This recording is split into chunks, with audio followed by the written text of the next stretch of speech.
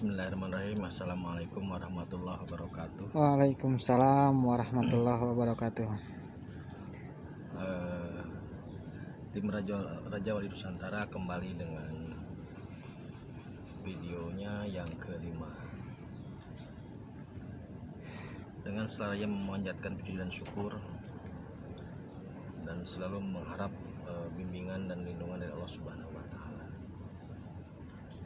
Baik, pada video yang keempat kemarin kita membahas tentang sosok Satrio Piningit dan Imam Mahdi. Hari ini saya akan sedikit menambahkan nanti tentang terah dari Satrio Piningit dan keterkaitannya dengan yang lain. Oke, gimana? Baik, untuk kali ini yang lagi gempar mengenai harta amanah Soekarno, apakah itu ada kaitannya dengan Satrio Piningit mengenai harta amanah Soekarno itu, Kang?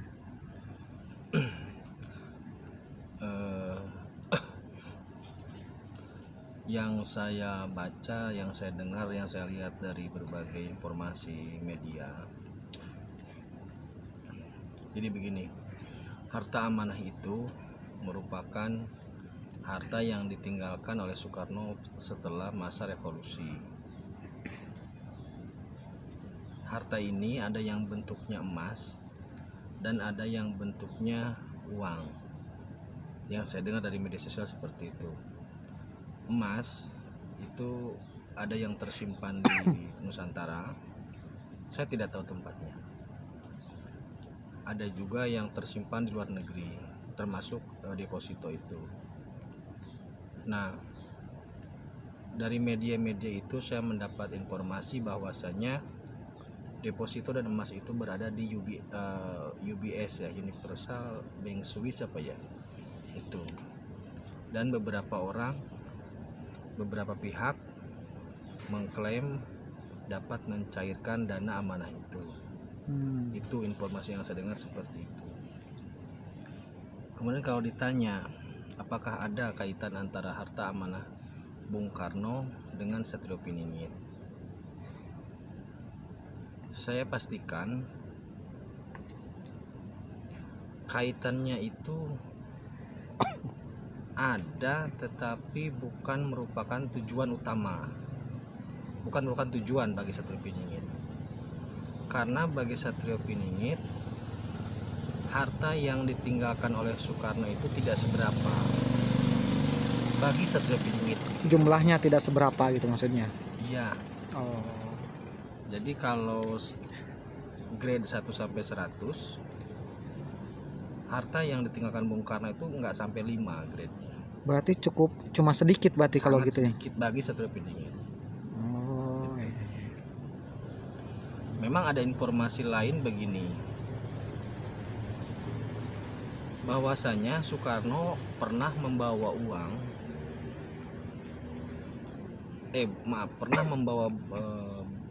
benda mulia yang berupa emas dan berlian.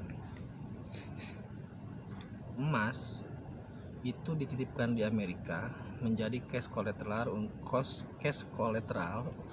untuk the Fed, dolar bentuknya.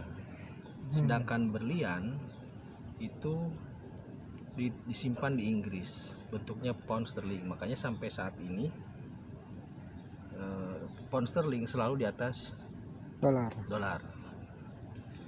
Nah, bunganya itu 2,5%, sampai sekarang belum dibayarkan oleh dua negara tersebut. Nah, jadi yang diincar Satrio Piningit nanti bukan emas yang ada bukan emas Soekarno yang ada di Amerika, Indonesia, bukan, ataupun deposit yang ada di Swiss, karena itu tidak seberapa. Tetapi akan menarik emas yang ada di Amerika dan berlian yang ada di Inggris.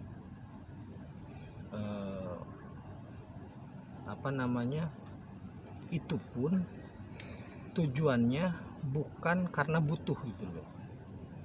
Sekali lagi saya tegaskan bahwasanya perjanjian dulu antara Bung Karno dengan Inggris dan Amerika itu atas nama Nusantara. Gitu loh. Jadi sekarang belum bisa dicairkan, belum bisa dikembalikan, belum bisa ditarik. Nah, nanti Satria Piningit akan mengambil emas di Amerika total, maksudnya emas utuh ditarik kembali, dan juga berlian yang ada di Inggris ditarik kembali, tetapi bukan untuk kebutuhan tugas Satria Piningit, bukan. Karena apa? Itu pun bagi Satria Piningit masih kecil, sangat kecil. Tujuannya apa? Tujuannya untuk mengembalikan kejayaan ekonomi Nusantara. Karena kalau emas di Amerika ditarik dan berlian yang ada di Inggris ditarik, itu akan menggoyangkan fondasi ekonomi dua negara itu khususnya, dan efeknya kemana-mana. Jadi tujuannya untuk menggoyangkan saja cadangan dari cash collateral mereka. Jadi tujuan Satria Piningit itu bukan untuk muncul kemudian mengambil harta itu kemudian dibagi-bagikan, bukan. Tetap tugas Satria Piningit itu adalah tauhid, hukum, ekonomi, sosial, budaya, pendidikan, terutama tauhid. Nah, untuk menguatkan ekonomi Nusantara, maka Satria Piningit akan mengambil emas itu dengan tujuan supaya Amerika dan Inggris goyang. Jadi mengembalikan kekuatan Indonesia dengan cara menggoyang Amerika dan Inggris, gitu loh maksudnya. Tapi secara persentase yang diambil itu tidak seberapa. Dan kemudian yang deposito itu yang ramai di media itu bisa saya yakini, bisa saya pastikan tidak akan bisa cair. Kenapa tuh Kang tidak akan bisa cair tuh? Karena sudah dikunci oleh Satria Piningit. Kenapa dikunci? Karena Allah tidak mengizinkan dan itu dipakai untuk hal yang tidak jelas. Jadi sudah dikunci.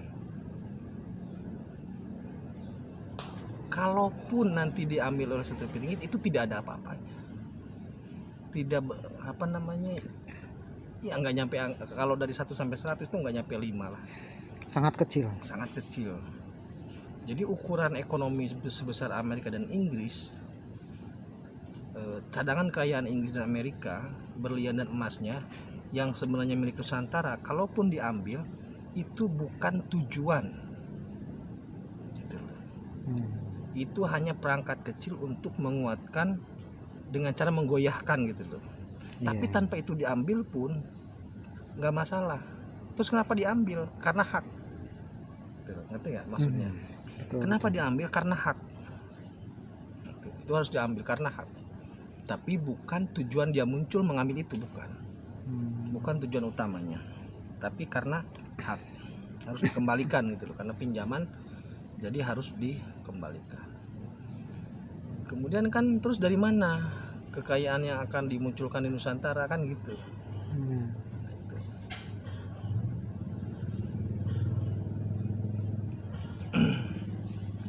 Cadangan kekayaan Nusantara untuk jadi gini, bentar, biar jelas begini.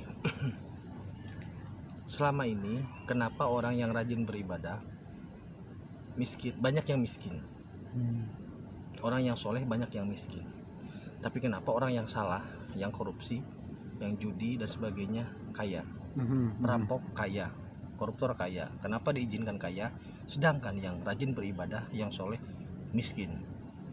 Nah, itu di situ. Nah, nanti ketika Satria Piningit muncul dengan hukum yang suci, dia akan membalikan keadaan itu. Siapa yang beribadahnya rajin, soleh, tauhidnya bagus, dia akan kaya. Tapi dengan asbab kerja, dengan asbab usaha. Jadi nanti antara usaha dan doa akan linier. Gitu. Sedangkan yang berusaha saja tanpa berdoa, tanpa bertauhid, tidak akan dapat. Itu salah satu hukum suci yang dibawa Satrio Piningit. Hmm. Kemudian dari mana Satrio Piningit akan membackup ekonomi gitu ya. Mhm. Jadi begini,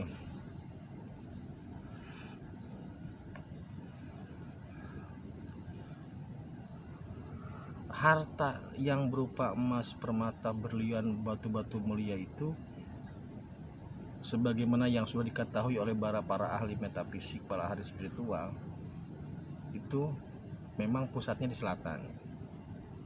Tuh, makanya banyak pesugihan yang ke sana. Ratu Pantai Selatan. Ya, di utara juga ada. Wah, berarti nanti Satrio Piningit akan bersekutu atau akan pesugihan atau akan perjanjian? Jawabannya tidak. Saya pastikan tidak. Kenapa? Karena begini, Sang Satrio Piningit itu sudah menjelajahi bahkan menaklukkan berbagai alam. 1. Alam benda mati, contoh batu. 2. Alam tumbuhan, pohon, contohnya. 3. Alam hewan. Kemudian alam manusia, alam siluman, alam jin, alam setan, alam iblis. Itu sudah ditaklukkan semua. Jadi selama ini permata, berlian, emas itu memang dikuasai oleh selatan. Itu dari golongan siluman dan jin. Dari mana sumbernya Ratu Selatan itu? Sumbernya dari Nabi Sulaiman. Jadi kekayaan Nabi Sulaiman Kayak dulu. Nabi Sulaiman, karena dia adalah semacam bentuk lain dari Ratu Bilqis. Nah, selama ini dana-dana itu digunakan untuk hal-hal yang sifatnya negatif, perjudian, bar, diskotik, kemudian investasi-investasi yang merusak kapitalisme. Dana itu dipakai ke sana. Oleh siapa? Oleh orang-orang yang melakukan kerjasama atau dalam bahasanya melakukan perjanjian terlarang lah dengan iblis, dengan jin seperti itu. Nah, sehingga orang yang tidak bertauhid tapi dia bekerja sama dengan makhluk-makhluk itu, dia kaya. Judi cepat kaya, walaupun ada yang jatuh miskin. Intinya uang itu beredar di tempat-tempat yang salah gitu loh. Padahal seharusnya uang itu, rezeki itu beredar untuk orang-orang yang soleh.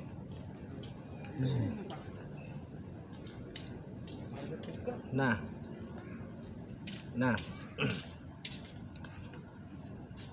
ketika Satrio Piningit hadir, dia akan mengembalikan, mereposisi situasi ini. Jadi nanti dengan instruksinya, karena begini, karena Allah itu menginstruksikan kepada semua makhluk, kepada pasukan-pasukan, pada makhluk-makhluk lah, jin, siluman dan sebagainya, bagi yang ingin bertobat, yang berbuat baik, silahkan tunduk pada orang ini gitu loh. Kepada Satrio Piningit ini. Nanti tobatnya terima. Jadi banyak, semua mega siluman, semua tokoh-tokoh di dalam itu sudah dikendalikan oleh Satrio Piningit. Makanya Satrio Piningit itu bukan hanya mengendalikan alam nyata, tapi juga alam metafisik. Tentu dengan izin dan perintah Allah. Dan nanti distribusi kekayaan itu yang sebenarnya dari Allah tidak akan lagi masuk terdistribusi kepada orang-orang yang salah, kepada koruptor. Jadi nanti ketika Satrio Piningit sudah muncul, orang yang bertauhid, rajin ibadah, soleh, rajin berusaha, dia akan kaya. Itu janjinya. Sedangkan orang yang tidak bertauhid, tidak rajin ibadah, walaupun dia rajin berusaha, dia akan miskin. Karena ini sifatnya, hukumnya bukan lagi hukum materi, bukan lagi menggunakan teori ekonomi, tapi juga menggunakan teori spiritual. Sehebat apapun teori ekonominya, kalau dia tidak bertauhid, bisa dipastikan gagal usahanya, gitu loh. Allah tidak mengizinkan lagi orang-orang yang tidak bertauhid mengeruk kekayaan yang sebenarnya turun dari sifat Rahman Rahim Allah. Jadi Satrio Piningit akan mengembalikan posisi itu. Nah, kalau banyak yang bertanya, selama ini kan banyak yang bertanya, yang rajin sholat miskin, yang nggak sholat malah kaya. Terjawab sekarang bahwasanya itu akan berakhir. Sebentar lagi akan berakhir pada saat dia muncul. Jadi nanti ada hukum suci yang bisa nampak secara fisik maupun metafisik. Itu hukum suci itu. Nah, itu ya masalah kekayaan itu. Jadi nanti kekayaan itu akan didistribusikan dari berbagai. Di Nusantara ini kaya sekali. Di Nusantara ini emas mah nggak ada apa-apanya. Lebih banyak berliannya. Tapi memang tidak mungkin, selama ini belum banyak yang menjelaskan ya. Jadi gini, Pulau Jawa ini adalah sumsumnya atau punggungnya atau intinya dari dunia. Kiblatnya ke Mekah tetap. Jadi tempat sucinya Mekah dan Madinah tetap. Tetapi Jawa ini sebagai tulang punggung, sumsum atau tempat senderannya dunia lah. Jadi kenapa Satrio Piningit bangkit di Pulau Jawa? Karena tunjukkan di mana tempat yang aman sekarang. Termasuk di Timur Tengah sekalipun sudah tidak aman. Iya. Makanya Jawa ini merupakan pulau yang sangat spesial. Tanpa terdeteksi oleh alat apapun, sebenarnya di Pulau Jawa ini kekayaan itu luar biasa, real, tapi memang disembunyikan. Bentuknya nyata tapi disembunyikan. Bukan harta amanah Soekarno, bukan emas Bung Karno. Emas Bung Karno itu tidak ada apa-apanya. Ini sudah melampaui ya apa yang selama ini kita pikirkan. Makanya sebenarnya kalau kalau yang mengagung-agungkan Satrio Piningit kemudian dengan masalah harta, saya pastikan munculnya Satrio Piningit bukan untuk mengejar, bukan untuk mencairkan, bukan untuk mendistribusikan harta amanah Bung Karno. Tetapi tujuan Satrio Piningit adalah menegakkan kembali agama tauhid,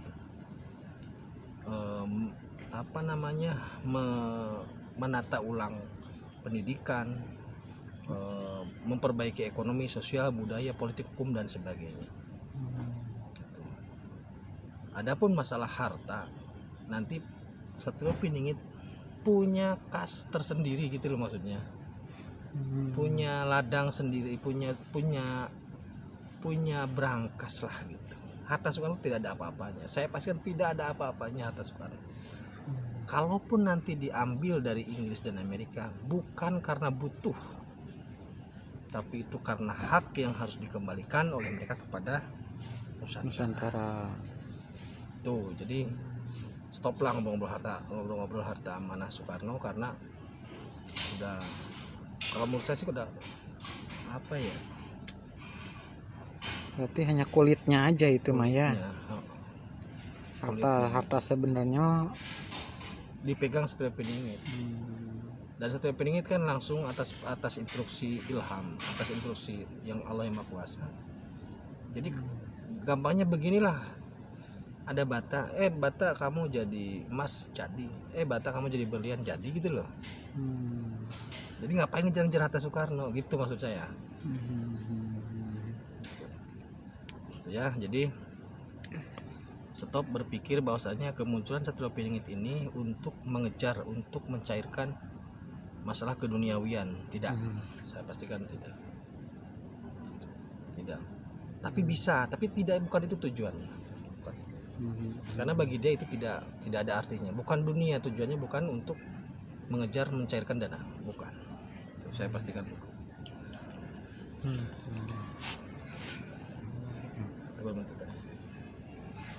Mungkin untuk harta amanah segitu cukup ya. Iya mungkin.